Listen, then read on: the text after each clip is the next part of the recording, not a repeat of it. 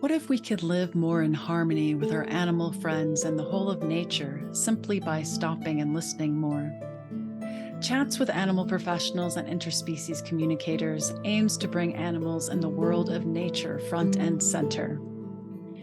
We'll be chatting with professionals working in the animal industry and intuitive interspecies communicators about their work in the field. I'm your host, Tracy Pierce. I'm a professional animal communicator and lifelong animal lover and spiritual explorer. I've worked with animals professionally since 2002, and I've been studying animal communication and the human-animal connection since 2014. Chats with animal professionals and interspecies communicators is for animal lovers, nature lovers, intuitives, spiritual seekers, and those interested in interspecies communication. Our aim is to bring awareness to these professions and to expose the new and old science behind some of these seemingly out-of-the-world careers. We hope to educate and tickle your mind about what is possible by discussing this work and ways we can work with our animal friends, nature friends, and the planet as a whole instead of them always being a secondary consideration. Join us now as we explore today's topic. Hello and welcome to this episode of Chats with Animal Professionals and Interspecies Communicators. Our guest today is Kelly Mullen, and our topic is Navigate Life's Challenges and Opportunities with the Help of Land Listening. Have you ever felt stumped by a problem or confused about a next step, and then walked outside to clear your mind and the solution or ideal course of action suddenly became clear? That's sort of what it's like to attend a land listening walk or hike. Whether you come to the trailhead stressed or anxious, Kelly C. Mullen partners with nature to offer a series of invitations for participants to connect with the earth, themselves, and each other, so they can receive a helpful message from their inner wisdom.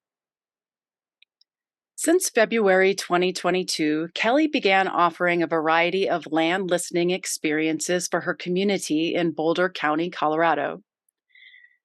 As a transformational coach, shamanic practitioner, tension and trauma release exercise or TRE provider, Reiki master, poet, and author, each event is an extension of her creative expression and passion for supporting empathetic women as they recover their energy after unsupportive relationships.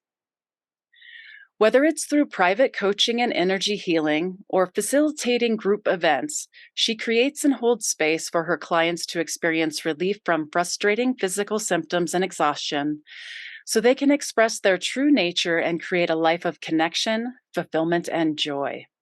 Kelly, welcome to the show. Hi, Tracy. Thanks for having me. Yeah, I'm really looking forward to our conversation today. So, to kick things off, could you tell us a little bit more about you and how you came to do this work that you're doing? Yeah, so I knew you were going to ask me that, and I could answer that in so many different ways. So I got stuck, and it's like, what do I do? I actually employ some of the strategies that I incorporate into these land listening events, and I wrote a little poem and said and just saw what came through, and there was a main message about caregiving. That I thought I would share a little bit about me. So I am a transformational coach and energy healing facilitator, but really how I came about this kind of work is I played that role of a caregiver in so many ways, starting from when I was really little, being mom's little helper for two younger siblings. I got really good at, and also being really empathic, where I can feel others' emotions as if they are my own within my own body. I got really good at being hyper attuned to others' emotions. And if I could anticipate, what their needs are and their expectations, then they wouldn't feel angry or fearful or sad, and I could problem solve, fix, soothe, please, and then I wouldn't have to feel that dense energy. So, but that started to employ like coping mechanisms that were really codependent behaviors, and while they served me when I was young, and I could really, it's like the flip side of that is that I was really attuned to others' needs and empathetic and intuitive. It really honed my intuition. I could be a really great babysitter when I was young. I taught swimming lessons in a very gentle way and could really hold space for kids so they could feel, be scared to be in the baby pool. And then all of a sudden at the end of the summer, they're in the big pool swimming. It's like two sides of the coin there. And then I got into, I continued in my 20s, really caregiving for others' children on the side, just to be there for friends, but also started a career in corporate training and development. And while that wasn't really a caregiving role, I was really still very focused on meeting the needs and expectations of my managers and the people who are part of our training. And I was able to, employ a lot of gifts that, building teams and working with a lot of people and different people. And putting them together to get things done. And I always had that problem solving, like anything could get done. I always knew there had to be a way. But there were moments of real burnout in that. And so at some point, my body was telling me it was time for a change. I was getting a lot of frustrating physical symptoms, let's say, and points of burnout. So I got into life coaching, got my certification for that. And again, I was like, okay, I'm really just like the teaching swimming lessons. I felt lifted and I'm able to express my gifts. And this came easy. And our coach, our trainer said, look, I know you've been coaching your whole life. We're really here to, help give you some strategies, some coaching techniques that will really help you and you can start your business. But also looking back, what I noticed is it really helped me heal from some of those codependent behaviors. And then and then it also, so in the healing, then it also allowed me to stop doing this. Take care of myself, so I could serve and be of service and take care of myself at the same time. So I felt really great. Like this was a new path that I could take. And I knew it was going to take a few years to get my business up and running. But I gave it a go. I still was on my healing path and gravitated to a lot of other healing modalities, as you mentioned in the introduction, from intuitive coaching to mind body coaching to shamanic healing, Reiki, TRE, like all of this, just because I gravitated toward it and I felt relief. And that's where my curiosity was leading me, so that I could put myself out there and attract clients, because starting a business was like a whole new thing. And it brings up your stuff. So I just gravitated to all these modalities, and it was wonderful. But then I got into another caregiving role with my parents. My mom was diagnosed with stage 4 adrenal gland cancer in 2016, and later I realized that my dad was showing cognitive issues. So it kind of like, okay, here's a whole nother layer of kind of codependent behavior that needed to be released. Because I went to my parents' home, not the one I grew up in, but in their home, and the dynamics were still there.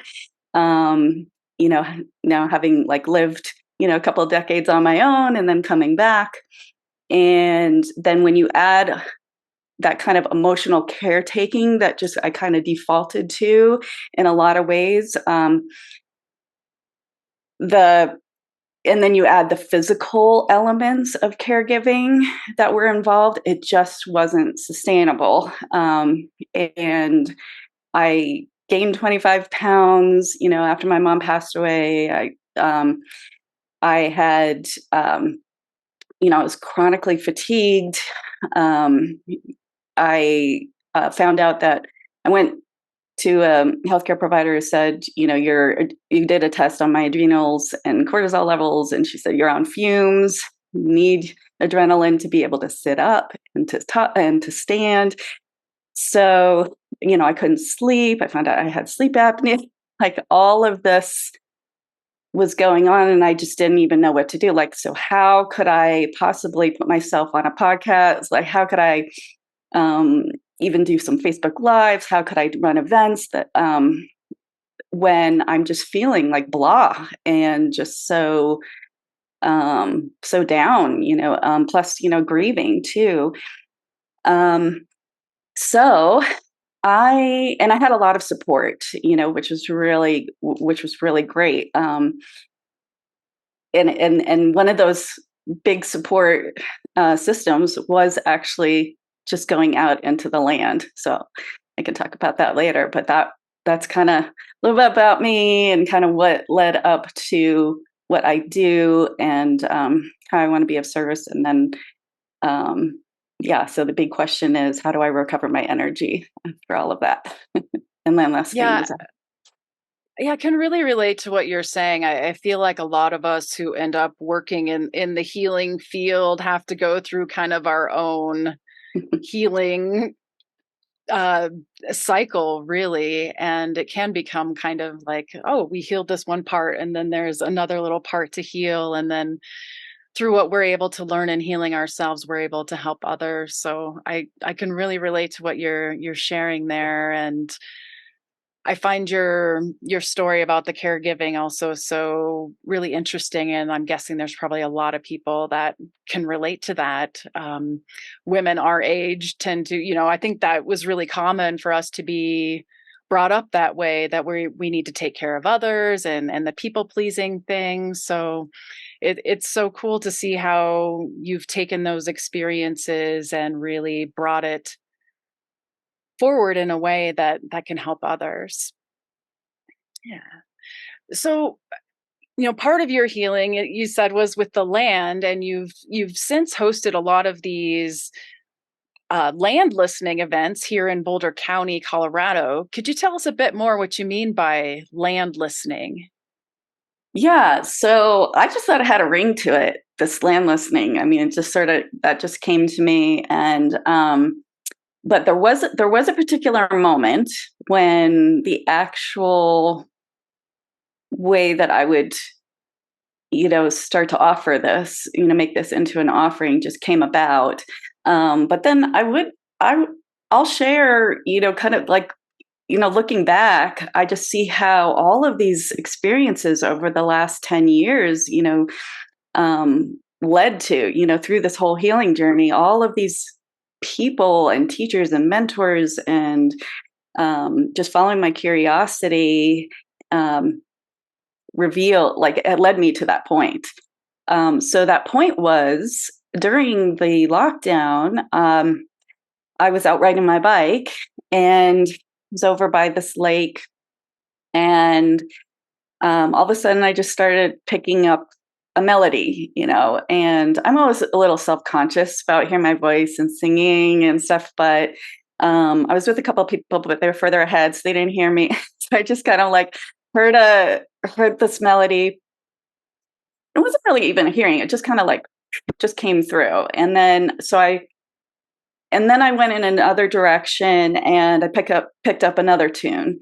And I thought, oh, I wonder if this is similar to the Australian Aboriginals, what they call the song lines, where apparently my understanding of it is that they kind of delineate the different countries, according to the Aboriginal people. And what they're actually doing is connecting with the dream time and their ancestors, and so if they're navigating the land, they get a sense of these melodies and then they kind of know where they are. That's my thing, but I could be wrong. But anyway, it just prompted my curiosity, and which I always think is a great sign. It means I'm out of my nervous system state of defense and I'm onto something. And so I followed it, and I went back to the area and on another day, and I said, I think there's a message in in these melodies. I think there's actually like words to this. And so I did a little walk around, picked up some melodies, and then I just started writing some poems, and I got a really powerful message. And one of the messages that I received was that I had done this before in a past life, this whole concept of um, picking up songs from the land. And I thought, oh, that's kind of, maybe I was Native American. There's a lot of Native American energy where I was.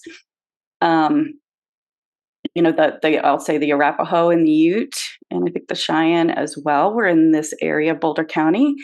And I, so I just felt that connection. And then 2 weeks later, I read an article by a Native American woman, and she talked about how the medicine person would, people would come with some ailments, and they would be given a song for the land.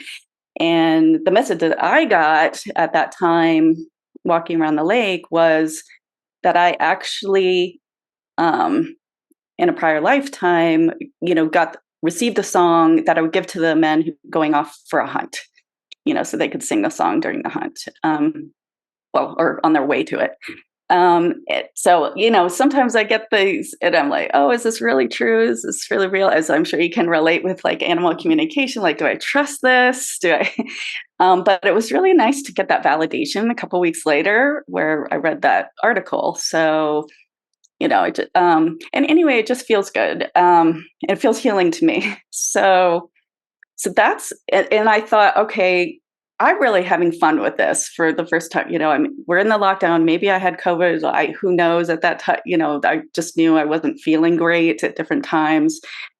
And, being isolated. And then, but what gave me energy was to just go outside and take pictures of beauty too. And like do some of this light bike riding, wasn't anything intense, and just being able to see beauty. So, that got me going. And then, and then I basically, later on, I remember being on a walk with some other people, and this woman, I told this woman about land listening and this concept, and I said, I have this crazy idea of like taking people through, like to pick up songs and see what comes through these messages from the land. And I explained it to her, and she said, "Oh, I'd go." And okay, and that was all it took. And then I started to create invitations and just inviting people to join. That's how it came about. And yeah, the people that, when I think about how it got to that point, I think about when I first started life coaching, and I had a coach named Michael Trotta and his wife Lynn, who did a lot around sit spot. It's another Native American concept where you sit out in nature in the same spot every day. And so as part of his program, like I don't know if I did it maybe every day for a month, or I tried to keep going. It's a discipline, but the idea is that you stay out in nature for over 20 minutes, and then you entrain to the frequency of nature, and birds can start landing on you and that sort of thing. They didn't with me, but I think it's possible. And it's just really great meditation. And then what you kind of journal about it afterwards, and you just see what you noticed. And it started to bring around that concept of as without, so within, and so within, is that what it is? As within, so without, basically what's happening on the outside is what's happening on the inside. So we started to get clear on that. So that was great. He introduced me to a man named John Young, who wrote about bird language. And while I didn't really go into that too much, I really was intrigued by the whole concept of like really deep listening and listening to bird sounds. And I also, as a way to navigate, they were and be kind of like a tracker, and like the birds give signals and what's happening. So kind of that idea of tracking the land was interesting. And then, in my shamanic work, I met my shamanic teacher, Catherine Wood, who's trained by Sandra Ingerman. And Sandra Ingerman has a book out called Medicine for the Earth, and then in the training program that Catherine offered, it was about connecting with the elementals, like really having that dialogue, with the gnomes or the sylphs, and then she had a Celtic lineage. And so, we got into the hidden folk and the fairy, and that was really fun. And rock talk and connecting with rocks. And so you just start to really notice all of this is alive, all around us is alive, and you're not alone, and you can have these connections, and it's calming. After the caregiving, like I said, my adrenals were shot. The trauma was really intense. I'd heard about this woman, Anna Duvall, who worked with Stephen Porges, who's a researcher around polyvagal theory. And she helped him, my understanding is she helped him apply the safe and sound protocol, would help provide a therapeutic approach to the polyvagal theory through listening to music. And so she would hook me up with like a little, I just hold this little device like through a belt that had Mozart playing, for example, but it was certain music that they arranged. And we would go on a walk all around, and the idea was to activate the vagus nerve, ventral vagal. So we're in that state of social connection. I come out of fight, flight, freeze, and go into that state of what he calls social engagement, where it feels safe to be around others. And yeah, so we just started to have these walks, and I go out on my own and do my own therapy for a month every day. And I would start doing these walks.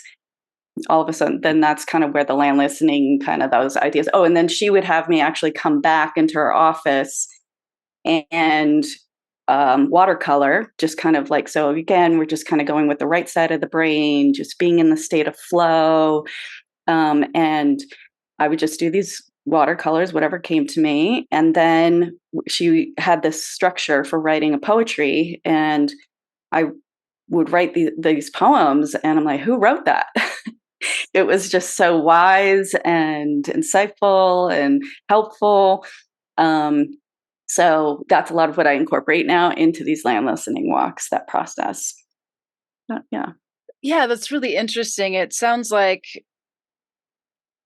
essentially you came up with the land listening kind of on your own. It was very inspired, but then you were able to kind of bring in these other elements from the other areas of training that you've had, and it just became like a really nice synergy rather than somebody just teaching, oh, this is how we do land listening or something like this. It's more kind of this well-rounded event that pulls from all the different things that you've learned over the years. Would that be right?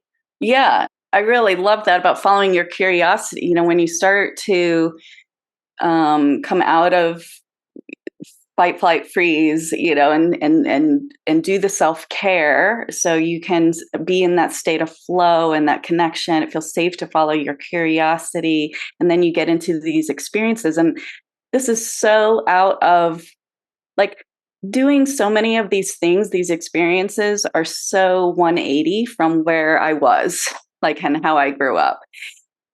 I've continued to have these parts of myself that'll be like, what are you doing? This is so weird. This is so, where is this going to take you? Well, this is a waste of time. You're not making any money from this. You're not, like, all those parts that, were there really to protect me. And I appreciate what they did, all through those, like, probably first 4 decades of my life, but they really aren't serving me for what I'm here to do now. So just having all of those experiences, just kind of going through, I know this doesn't make sense. Let me just see. I don't know. And the land listenings, I just felt called to do it. And so I did it. Sometimes offering them was challenging, depending on who showed up sometimes, and there might be different intentions there. But then I learned to gain my confidence in leading a group and managing different dynamics and speaking my voice and setting expectations and clarifying my needs and doing some energy work on myself before I led a group. And so it's all really good learning. Yeah. Yeah, Mhm. it sounds like you get your own little transformation in addition to helping others have their transformation as you're doing this work.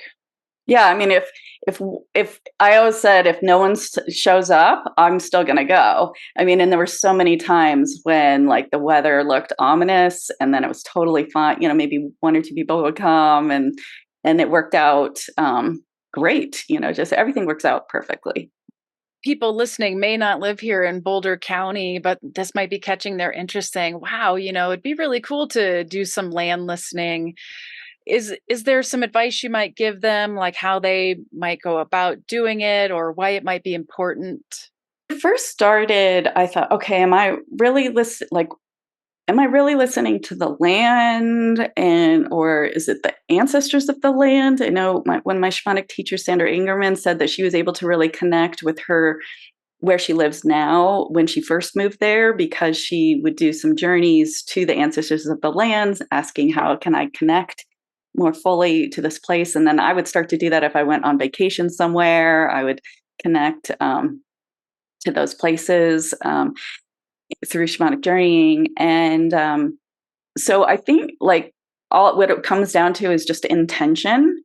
And if this all sounds really new and overwhelming, I'd just say, you're going to connect with your inner wisdom, but what people end up doing through land listening is I take them through a set of exercises or experiences where they are listening, use, using their senses, primarily sight and sound. And then,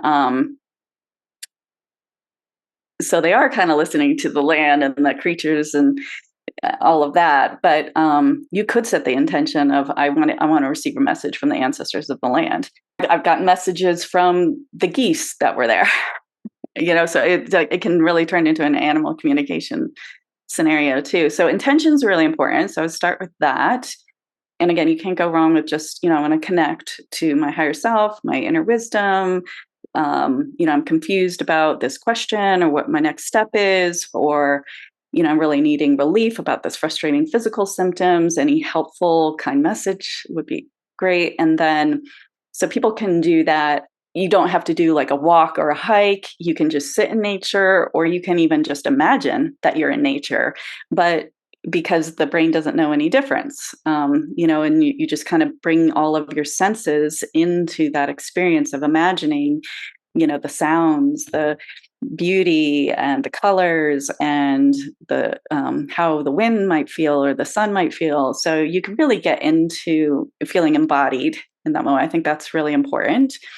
That just kind of starts getting you out of that, like it's slowing down, getting out of this, like when people come to the land listenings, I'll often ask them how they're feeling at that moment. How would they describe in one word, like their journey from where they just were to here? And I learned that from John Young. Remember, he did that in one session. And it's really interesting because they might be like, oh, the traffic, stressed, uneasy, anxious, so then by the end, I ask them, how are they feeling? And they might say connected, energized, so I get the sense like we're shifting our nervous system out of fight or flight through this listening. So we do that. And then another component is really like getting a sense of a sound of a song. So what comes through is like if I kind of come up with something right now, let's just hey ya ya ya hoo ah hee hey ya ya hoo ah hey hey hoo hey ya way. Like you just kind of it just whatever shows up. But I've noticed that doesn't come for everyone, or it's very uncomfortable. So you can just listening is great, and listening to nature sounds rather than like the traffic. If you hear a lot of traffic or something in the background, okay, let me see if I can really hear the furthest sound of the birds. Let me see if I can really hear the wind in the trees. And the reason why I bring in that component too is I really love Stephen Porges's work and his pocket guide to polyvagal theory, because he talks about like how can you activate that part of the vagus nerve, which puts you in a state of connection, and it's through humming or singing. So I'll give people option. Okay, you can sing whatever comes through, or you can hum it, or just go back to listening. But sometimes people have actually get a tune from like the 1960s or the 1970s or something that they haven't heard in decades. And I think there's something with that as well. I've gotten that in my Reiki sessions, and they're like, oh, that was my mom's favorite song. So once you're kind of, again, feeling more connected and in that state of flow, that's where it makes it easier to receive the inspiration, the message. So it's not coming from the ego, like, oh, you need to be working and you need to be doing this. It's poetic, and usually it's very much like it's encouraged. And what I could do is I could create something and put a little link in for people to kind of follow a series of steps if they want to do it on their own, and how they can get that message. Yeah, cool. We can definitely include that link in the show notes. As you were sharing, it made me think back in 2015, 2016, I was still living in the Midwest at that time, but I knew I really wanted to move away from there. Despite the fact that I had lived in the Midwest for literally decades, I never felt that resonance with the land that I felt when I would visit out here in Colorado. Like my sister has lived in Colorado for a long time, and we lived in Western Colorado when I was a kid. And there was something about the way my body felt. And it's kind of hard to necessarily describe it, but if I was going to describe it, it would be, oh, there's this feeling of, oh, I'm home. Like, oh, and so I traveled around, well, the Midwest and kind of the Southwestern United States trying to figure out where I wanted to move. And that was one of the things I was really paying attention to, is how my body felt being connected to the land there. And it kind of feels like the way you're incorporating things, I mean, you're bringing in the sight and the sound, and there's a lot of different ways that people might receive these messages. And I guess I just wanted to throw in there too, it might just literally be a sensation that Oh you're yeah. feeling in the body, or maybe any of the senses that come through. You've talked a little bit about this already, but I wonder, what are some of the main benefits that you've seen in yourself and in some of the people that have come to your listening walks? What benefits have you seen? People feeling safer in their body. I know I used to be very much in my mind and, almost disassociated. Just so coming, when I first started my mind body coaching and even life coaching in general, and then we would do like body scans, whoa, I didn't want to do that homework. It just felt too much. So I would say that this helps you to start feeling safe in your body, and the body's in the present moment, and the body, yes, that's where you're going to feel. So if you have any dense emotions that's ready to arise, that can come through. So you can start to feel safer in the discomfort of that. And as you're in that state of flow, that's how the intuition, that's how we can feel safer to receive new insights that may be unfamiliar, and like, go in this direction, even though everybody else is telling you to go this way. you know so I think that's a key thing, helping me feel safer in my body. And then just in training to you go out in nature, or you imagine yourself in nature, you're in training to that frequency of nature, which your true self, so you feel that state of connection. And so the more like you're feeling that state of connection, like, oh, this feels safe, I feel calm, I feel, more of who I am, I'm following beauty. Then you're starting to notice things, and you can become more self-aware. I just noticed like where being so sensitive and empathic and picking up on others' energy, for me I can notice more and then make decisions that are self-loving. Like, this feels more self-loving for me to do this, or take care of myself before I go into a space that doesn't feel as safe.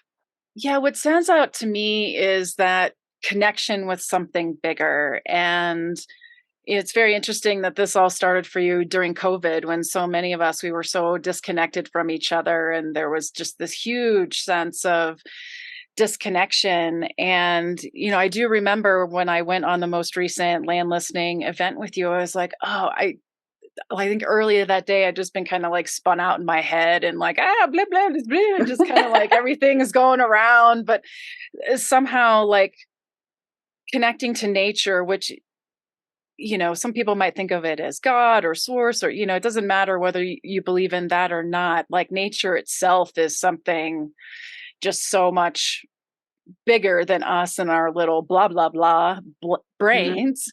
Mhm. And, like you said, that connection is part of what activates the vagal nerve and allows us to, connection with each other, connection with nature allows the body to slow down and relax. So, yeah, it's just so important. Yeah, I noticed that, like, in some cases I had like pretty good sized group come, and I invite them. I tell people, and I learned to do this better too, is like, I'm going to extend a series of invitations, and you can accept them or not, because this is a vulnerable process. And, everybody's comfort level is going to be different. And then at the end, I give them the choice, bringing them to choice where they can share the whole poem that they wrote. They could share the title or just the words that came through. But when people share the whole poem, I mean, it's interesting to hear the themes that are so common, like actually, like people talking about, I don't, even when you came to, I think there was a theme on wandering, and kind of, so you kind of notice, okay, we're not alone. Like we're all kind of going through this. A lot of what comes through is very touching and sweet. And I can feel the shift. I can feel how the whole process got people to this feeling safe to connect with each other. Yeah, I can relate to it feeling vulnerable because I know like my own upbringing, like sometimes when I'm feeling unsafe, my go-to is being disconnected. Like somehow just feeling disconnected feels way more safe because a lot of times I didn't receive the support that I felt like I needed when I was younger, and so it was just easier to disconnect. And so at least for me, it's been kind of a relearning of my nervous system, and the polyvagal theory stuff has been really interesting for me to learn, and see how I'm doing just the Yeah. opposite of that sometimes. And like, oh, no wonder things aren't working out so well. And yeah, so that's just really fascinating the way you've brought it all together like that. I wonder now, is land listening something that you kind of do in your day-to-day life? Is this something that people could do day to day, or any suggestions about that? Yes, it is in my day to day. I've been walking dogs recently, and sometimes, they take you by surprise and how they interact with other dogs and different things too. So it, I can be in my head a little bit, even in those rocks, or even if I'm walking with someone, and you're talking, which is great, but still having those times where I'm intentionally like, okay, I'm going to go through this process to really, it's like sitting down to meditate, I'm going to Mm. observe and notice. In my day to day life, I do try to come back to that noticing, even if I'm with someone or if I'm with the dog, or just notice, come back to the breath, come back to noticing, looking at beauty. Or if I notice that I'm really tired and sluggish and like not inspired to write, and yet I'm feeling like pressure, like I should be right, I should be doing something, for work and this and that, like, okay, I just need to go out. So I will do that. I also will, if I don't go out, I'll write poems, and I'll kind of follow this process of receiving inspiration, to kind of get me into that state of flow. If I'm feeling stuck. So one thing that I actually did is I drafted a book, a novel. I wrote a novel, and I did a poem for each. I kind of followed the hero's journey, kind of like, and I had some writing. I created my own little writing prompts for it, which would help me do some free writing for that section or for that each chapter. So I had a little bit of a framework, and then I wrote a poem for at each chapter, and the poem kind of gave the essence of what that chapter was going to be about. So I would go back, so I do the writing, and then I go back and read the poem, and I'm like, oh, wait, I forgot about that point. And then so I don't know. So I wonder what's going to happen with that. It's probably going to take me another couple of years before I revisit that novel again. But it was fun to do. That was again during the lockdown.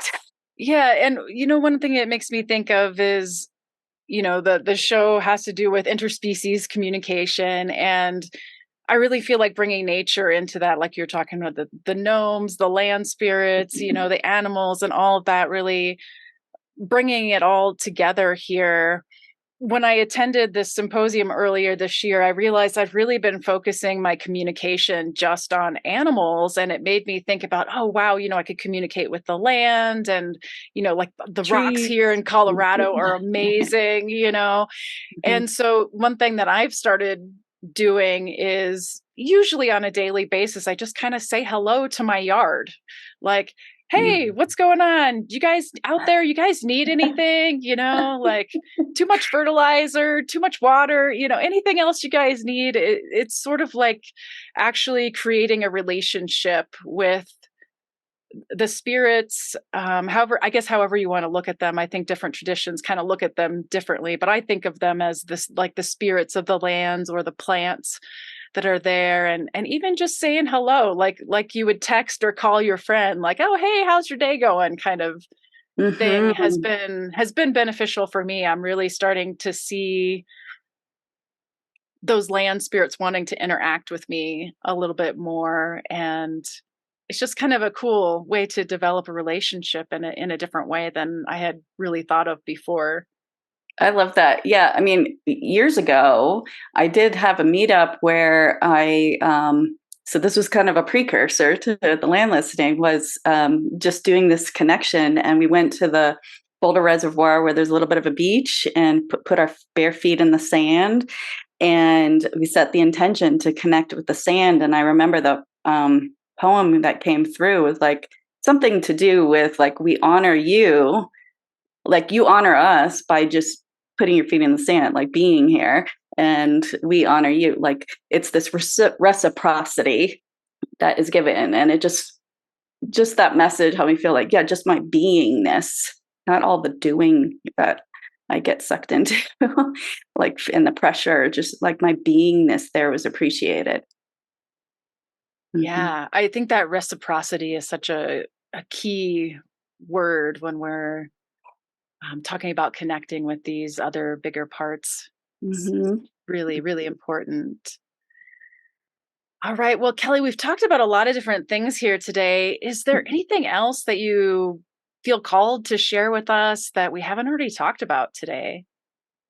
Yeah, I guess maybe it's just more reinforcement of um, if you're feeling like exhausted, you're feeling frustrating physical symptoms, you're feeling stuck or confused about a next decision, our body can help us, navigate to the next step.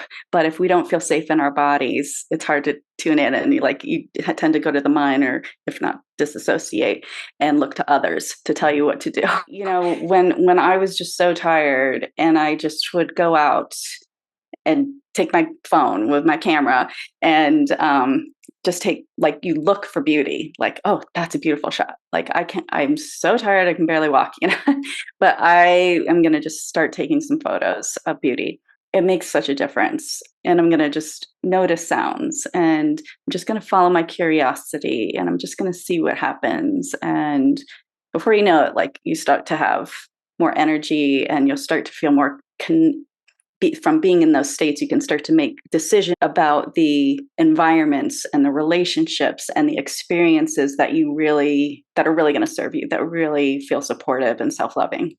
Yeah, I remember too, like during COVID, I did some of that same thing. I was taking a lot of pictures of the things that were beautiful. It was just and trying to spread that to people because it seemed like such a whew, we all Yeah. know the lockdowns were hard, right? Yeah. And we can Yeah. either focus on everything that's going wrong, or we can find ways to support ourselves so that we do feel safe, so that we can find better ways to move forward. And I really appreciate, what you've done for our county, for, people around here, and for chatting here with me today, Kelly.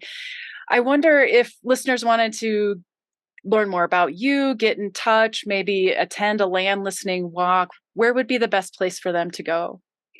Ironically, I'm not sure when I'm going to do another land listening walk in Boulder County. So, but I am totally open to people just reaching out to me. So I'm at kellycmullen.com, and you can sign up for my newsletter. I also have a Facebook group called the Empath Journey, and can put the links maybe in the description to that. And you can, I also do a free 30-minute consultation if people have questions, and I'm totally open to that. Like, there's no pressure to invest further. It's a free complimentary call to see if just what's something that you're yearning for, what might be holding you back, what could be a next step, how can I help you tap into your own inner guidance system to take that next step. So I'm totally open to that. So if people can just reach out, I'm happy to share a little bit about how they could create their own land listing events there. Yeah. Awesome. Well, Kelly, again, thank you so much for being here. We'll definitely include all that information in the show notes so people can just click on over and connect with you if they wish. Again, thanks so much for being here, Kelly. It was such an amazing conversation, and look forward to connecting again with you soon. Great. Thanks for having me, Tracy. Thank you, dear listener, for tuning in today. I hope you find yourself tickled and considering what else is possible when we decide to listen in different ways. Your animal and nature friends want to communicate with you. Are you ready to listen? If you found this podcast valuable and would like to support us, please use the donation link in the show notes to make a donation. Thank you so much for your support. If you're an animal professional or interspecies communicator and would like to be a guest on the show, please send an email to hi, that's hi, at tracy-pierce.com. Music is courtesy of Fesliyan Studios. All links we mention will be provided in the show notes for this episode. If you found this show informative or helpful, please consider leaving us a rating or review wherever you listen to your podcasts.